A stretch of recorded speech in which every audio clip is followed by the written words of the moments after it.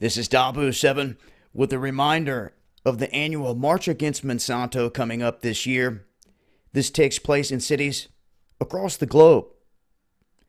We have a lot of people that come out here in the United States, many different cities on this day, participating in the message of awakening others to what Monsanto is doing.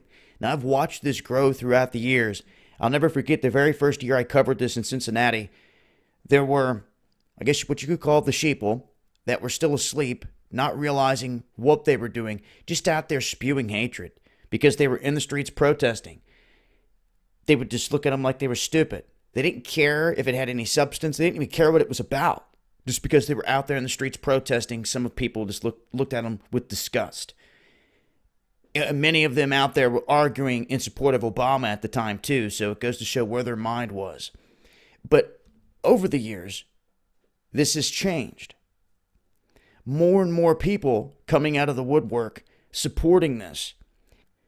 Now, I will look to be in the streets covering this event when it comes around here.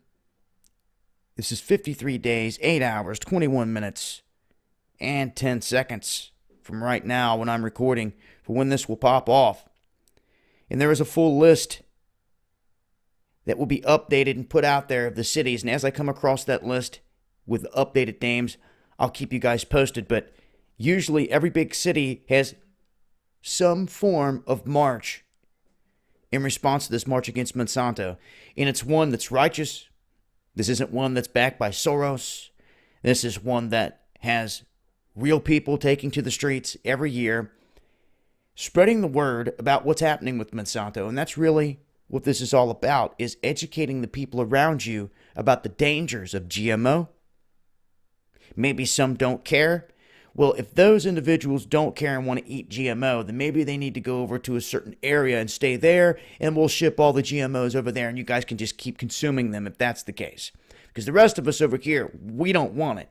And we also want the right to know if it's GMO, not just having them slide it onto the shelves and not tell anyone. But I'm here to tell you, your government already did that.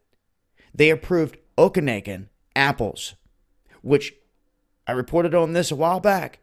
They went through and messed with the DNA or the enzymes, manipulated it to where these apples will not brown. You leave them out all day, they're not going to brown. So there's your first test. If you have an apple sitting out for a little bit and it should start to show signs of browning, the natural process, these won't. And there's your GMO. And if you want you and your family and your kids to consume this stuff, that's your choice. But I know others out here are against it. And not only that, Monsanto, through their fields that were not supposed to contaminate other fields, have contaminated other farmers' fields across the country already. Then they're at a complete loss and nothing that they can do once they are infested with this GMO. Because the wind carries, bees pollinate and carry stuff, and that's exactly what's happened. There was no way to avoid it. Although they said it wouldn't happen, it has. And they'll continue this. So all we can continue to do is spread the message, fight the fight. A shout outs to everyone out there that does fight the fight. I'll leave a link in the description box.